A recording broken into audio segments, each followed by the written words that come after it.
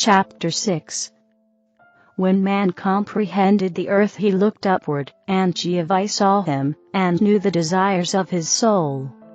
So Jehovih sent his son Uz, and Uz spake, saying, Hear me, O man, the mysteries of heaven and earth will I clear up before thy judgment.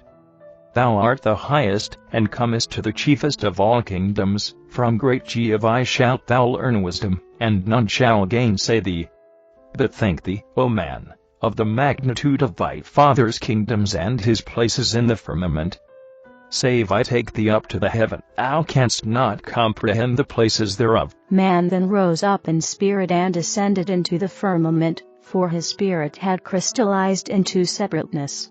And Uz and Es ascended with him, speaking in the voice of the Father.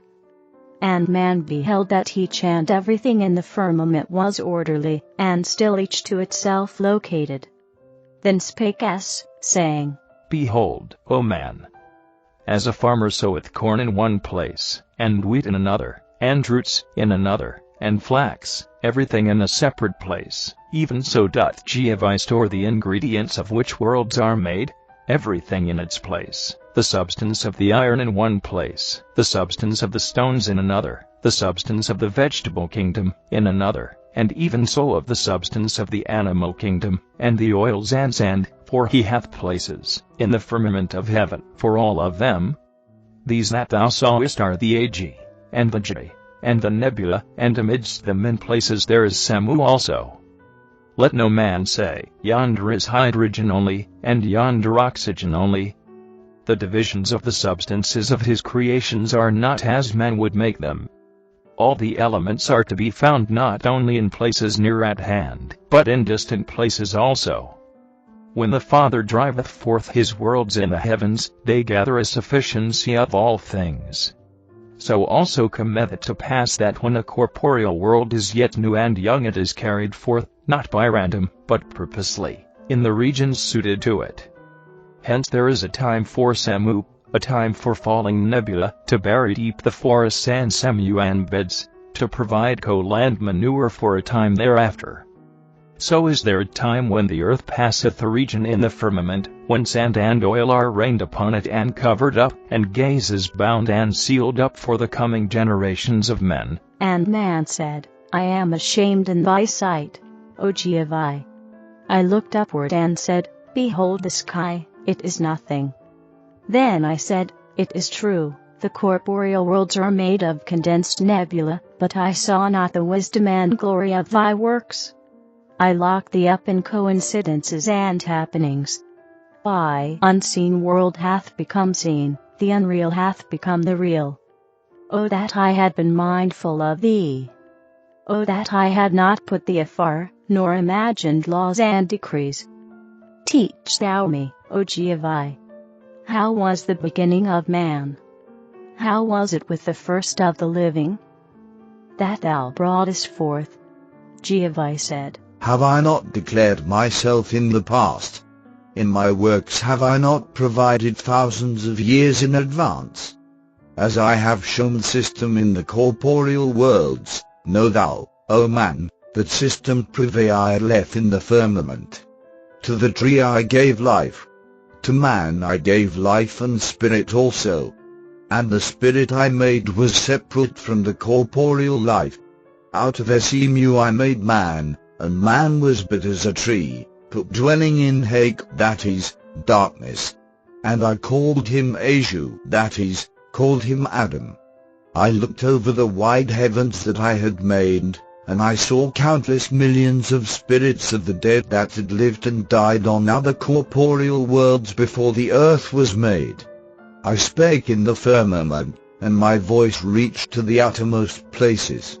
And there came in answer to the sounds of my voice, myriads of angels from the roadway in heaven, where the earth travelleth. I said to them, Behold, a new world have I created. Come ye and enjoy it.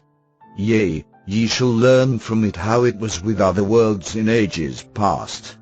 There alighted upon the new earth millions of angels from heaven, but many of them had never fulfilled a corporeal life, having died in infancy, and these angels comprehended not procreation nor corporeal life. And I said, Go and deliver Oahspe from darkness, for he shall also rise in spirit to inherit my Etherian worlds. And now was the earth in the latter days of Semu, and the angels could readily take on corporeal bodies for themselves. Out of the elements of the earth clothed they themselves, by force of their wills, with flesh and bones. By the side of the Asians took they on corporeal forms. And I said, Go ye forth and partake of all that is on the earth. But partake ye not of the tree of life, lest in that labor ye become procreators, and as if ye dead to the heavens whence ye came. But those who had never learned corporeal things, being imperfect in wisdom, comprehended not Jehovah's words, and they dwelt with the Asuans, and were tempted, and partook of the fruit of the tree of life, and lo, and behold, they saw their own nakedness. And there was born of the first race, Asu, or Adam, a new race called man, and Jehovah took the earth out of the travail of Semu, and the angels gave up their corporeal bodies. Jehovah said, Because ye have raised up those that shall be joint heirs in heaven, ye shall tread the earth with your feet, and walk by the sides of the newborn, being guardian angels over them, for they are of your own flesh and kin. Fruit of your seed have I quickened with my spirit, and man shall come forth with a birthright to my Etherian worlds.